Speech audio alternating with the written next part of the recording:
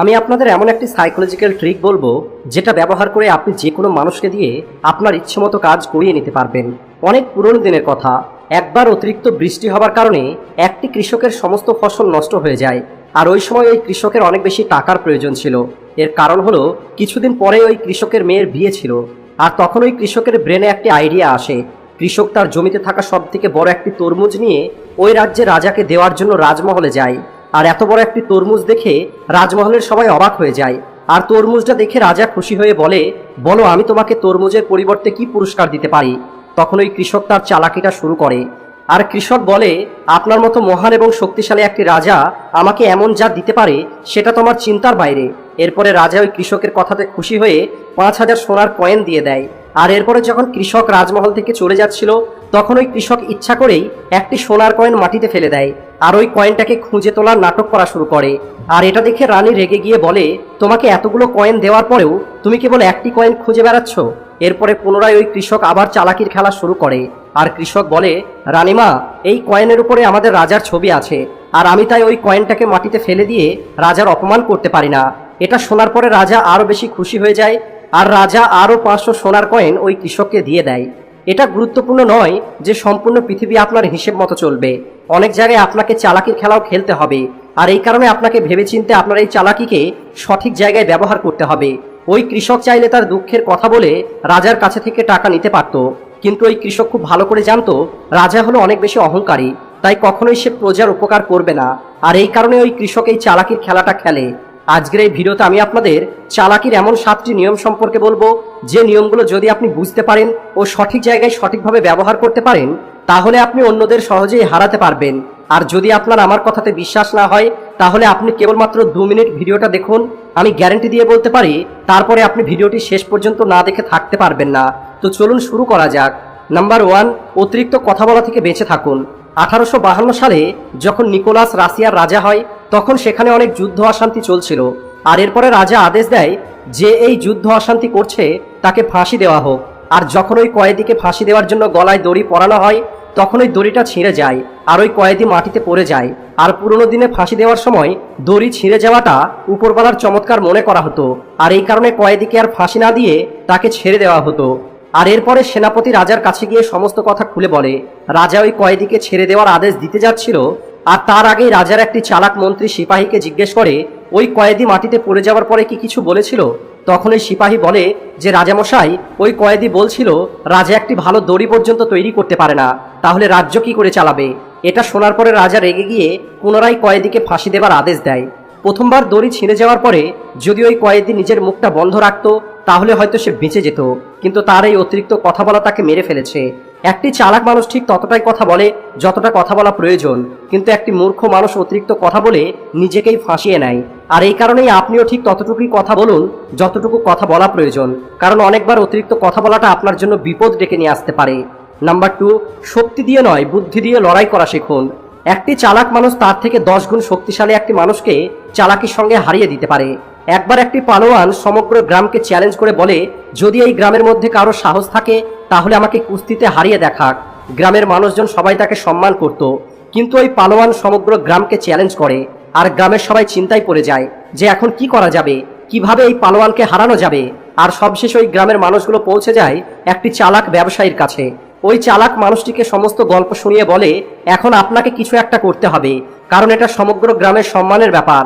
এরপরে ওই চালাক মানুষটি বলে যে ওই পালোয়ানটাকে গিয়ে বলে দিন যে আমি তার সঙ্গে লড়াই করব। এরপরে মানুষজন বলে, কিন্তু আপনি কিভাবে লড়াই করবেন, আপনার তো বয়স হয়ে গেছে, আর সে তো হলো একটি পালোয়ান, আপনাকে তো এক মুহূর্তেই সে হারিয়ে দেবে, এটা কোনো মজার ব্যাপার নয়, আপনি ভালো কোনো উপায় বলুন। এরপর ওই বুদ্ধিমান মানুষটি বলে, আপনারা আমার উপরে ভরসা রাখুন, আমি গ্রামের সম্মান নষ্ট হতে দেব না। পরের দিন সকালে যখন কুস্তি শুরু হয় তখন ওই বুদ্ধিমান মানুষটি তার চালাকির খেলাটা শুরু করে। আর ওই পালোয়ানের কানের কাছে গিয়ে বলে, এখানে যদি তুমি জিতে যাও তাহলে তুমি কেবলমাত্র 11,000 টাকা পাবে আর অল্প একটু নাম পাবে, কিন্তু আমি তোমাকে 1 লক্ষ টাকা দেব যদি তুমি হার মেনে নাও। কিন্তু পালোয়ান এই কথাতে রাজি হয়নি। এরপরে বুদ্ধিমান মানুষটি ওই পালোয়ানকে 1 লক্ষ টাকার জায়গায় 3 লক্ষ টাকার অফার দেয় আর বলে, এখনো সময় আছে, তুমি হার মেনে নাও।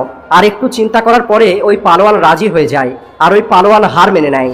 পরের দিন ওই পালোয়ান ওই বুদ্ধিমান মানুষটির কাছে 3 লক্ষ টাকা নেবার জন্য যায়। তখন ওই বুদ্ধিমান মানুষটি বলে, কিসের টাকা? ওই সময় তুমি তোমার চাল চেলেছিলে আর আমি আমার চাল চেলেছিলাম। কেবলমাত্র শারীরিকভাবে শক্তিশালী হওয়াটাই যথেষ্ট নয়, ব্রেন থেকে মজবুত হওয়াটা অনেক বেশি প্রয়োজন। ওই বুদ্ধিমান মানুষটি যদি পালোয়ানের সঙ্গে লড়াই করত তাহলে সে অবশ্যই অনেক মার খেত, কিন্তু ওই বুদ্ধিমান মানুষটি চালাকির সঙ্গে ওই পালোয়ানকে হারিয়ে দেয়। লড়াই করাটা হলো ওই পালোয়ানের কাজ, কিন্তু ডিল করে সেটাকে কন্ট্রোল করা একটি বুদ্ধিমান মানুষের কাজ। নাম্বার 3, অহংকার। অনেক মানুষের জীবন কেবলমাত্র এই অহংকারের কারণেই নষ্ট হয়ে যায়। আর এর একটি খুবই পরিচিত উদাহরণ আপনাদের বলি, সেটা হলো রানু মণ্ডল, যাকে হিমেশ রেশমিয়া সুযোগ দিয়েছিলেন, কিন্তু কেরিয়ারের শুরুতেই ওনার অহংকার ওনাকে ডুবিয়ে দিয়েছিল। কিছু রিপোর্টের কথা অনুযায়ী ওনার পাবলিকের সাথে রুড বিহেভ সোশ্যাল মিডিয়াতে এত বেশি ভাইরাল হয়ে যায়, যার কারণে প্রতিটা মানুষ ওনার প্রতি একটি নেগেটিভ ইমেজ তৈরি করে নেয়। অহংকারে আমরা কোনো একটি বিষয়কে সেইভাবে দেখতে পারি না যেভাবে অহংকার শেষ হয়ে যাওয়ার পরে আমরা দেখি। একটি মানুষ অহংকার তার ভালো সময়ে দেখায়, কিন্তু তার পরিণামটা তাকে খারাপ সময়ে ভোগ করতে হয়। গীতা ও কোরআনের মতো ধর্মগ্রন্থেও এটাই শেখানো হয়েছে, অহংকার করা বন্ধ করুন, তা না হলে সারা জীবন আফসোস করতে হবে। দেখুন, রামায়ণে রাবণ মারা গেছে রাবণের অহংকারের কারণে। ইবলিশ জান্নাত থেকে বহিষ্কার হয়েছিল কেবলমাত্র এই অহংকারের কারণে। তাই সবসময় আপনাকে অহংকার থেকে বেঁচে থাকতে হবে। নাম্বার 4, সবসময় আপনি আপনার শত্রুকে আগে খেলতে দিন, তারপরে আপনি আপনার খেলাটা খেলুন, যাতে আপনি সঠিক একটি আইডিয়া পেতে পারেন যে কোথায়, কখন আর কতটা এনার্জি আপনাকে লাগাতে হবে। কারোর সঙ্গে তর্ক না করে সামনের মানুষটিকে তার সমস্ত শক্তি ব্যবহার করতে দিন, এতে লাভটা আপনারই হবে।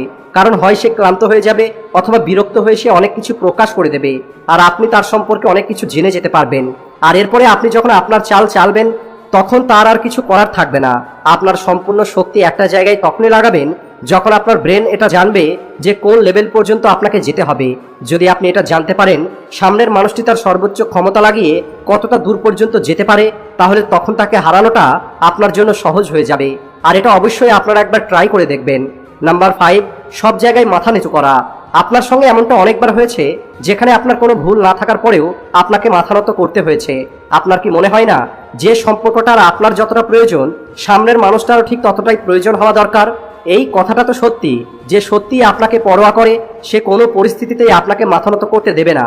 বিনা কারণে কারোর সামনে মাথা নত করার অর্থ হলো সামনের মানুষটির অহংকারকে প্রমোট করা আর নিজেকে তার গোলাম তৈরি করা। আপনি এমন একটা পৃথিবীতে বেঁচে আছেন যেখানে মানুষ নিজের ভুলটাই স্বীকার করে না, সেখানে আপনি ভাবছেন তারা আপনাকে আপন মনে করবে। তাই কারোর ভালোবাসা এবং সম্মানের সামনে এতটাও পাগল হয়ে যাবেন না যে সে চালাকির সঙ্গে আপনাকে ব্যবহার করবে আর আপনি তার জালে ফেঁসে যাবেন। আমি একটা জিনিস নোটিশ করেছি, যে মানুষ সবাইকে খুশি করার চেষ্টা করে সবশেষে তাকেই একা থেকে যেতে হয়। নাম্বার 6, অন্য মানুষের ভয়ে নিজের কমিটমেন্ট নষ্ট হতে দেবেন না। 2006 সালে বিরাট কোহলি দিল্লির পক্ষ থেকে রঞ্জি খেলছিল, আর তখন বিরাট কোহলির বাবা মারা যায়। আর বাবার অন্তিম সংস্কার করার পরে পরের দিন বিরাট কোহলি গ্রাউন্ডে ফিরে আসে আর 90 রান করে টিমকে জিতিয়ে দেয়। আমরা আমাদের জীবনে অর্ধেকেরও বেশি কাজ এই কারণে করতে পারি না কারণ আমরা ভাবি যে লোকে কি বলবে, আর এই চিন্তাটাই আমাদের কখনোই এগিয়ে যেতে দেয় না। তাই মানুষ আপনার সম্পর্কে যাই কিছু বলুক না কেন, আপনার যেন তাতে কিছু যায় না আসে। কারণ একদিন আপনি সেটা করবেন যেটা আপনি করতে চান, সেটা করবেন না যেটা মানুষ আপনাকে দিয়ে করাতে চায়। মনে রাখবেন, সময়ের সঙ্গে সঙ্গে মানুষের সিদ্ধান্ত পরিবর্তন হয়ে যায়। বিরাটের কাছেও অপশন ছিল, কিন্তু ওনার কমিটমেন্ট ওনাকে দাঁড়াতে দেয়নি। তাই অন্য মানুষের কথার পরোয়া না করে ময়দানে নেমে সবাইকে অবাক করে দেয়। আর আজ বিরাট কোহলি কোন জায়গায় আছে সেটা তো আমরা সবাই জানি। নাম্বার 7, লোকের উদ্দেশ্যটা না বোঝা আর নিজের লক্ষ্য থেকে দূরে সরে যাওয়া। আর এর একটি পারফেক্ট উদাহরণ হলো আজকালকার নেতা। আপনি দেখেছেন এমন অনেক পলিটিশিয়ান আছে যারা মিষ্টি মিষ্টি কথা বলে আমাদের মনোযোগটা আসল সমস্যা থেকে দূরে নিয়ে গিয়ে রিলিজিয়ানের মধ্যে শিফট করে দিচ্ছে, যাতে আমাদের মনোযোগটা কিছুদিনের জন্য ওই দিকেই থাকে আর তারা তাদের স্বার্থটা পূর্ণ করতে পারে। আমি জানি আপনার চারপাশে এমন মানুষ অবশ্যই আছে যারা আপনার মনোযোগটা নষ্ট করে আপনাকে তাদের প্রয়োজনে ব্যবহার করেছে, আর আপনি তাদের এই চালাকিটা কখনো বুঝতেই পারেননি। আর যতক্ষণে আপনি তাদের চালাকিটা বুঝতে পেরেছেন ততদিনে অনেক বেশি দেরি হয়ে গেছে। এই মানুষগুলো আপনাকে খুব চালাকির সঙ্গে ব্যবহার করে। মনে রাখবেন, সবসময় আপনি সেটা দেখবেন না যেটা আপনাকে দেখানো হচ্ছে, বরং আপনি সেটা দেখার চেষ্টা করুন যেটা লোকানো হচ্ছে। তাই না আপনি উদ্দেশ্য থেকে পালিয়ে যাবেন, আর না আপনি কাউকে তার উদ্দেশ্যটা ভুলিয়ে দেবেন। যদি আপনি আপনার উদ্দেশ্যটা না ভুলে মানুষকে বোঝা শিখতে পারেন, তাহলে আপনার উপরে চালাক মানুষগুলো তাদের চালাকি চালাতে পারবে না।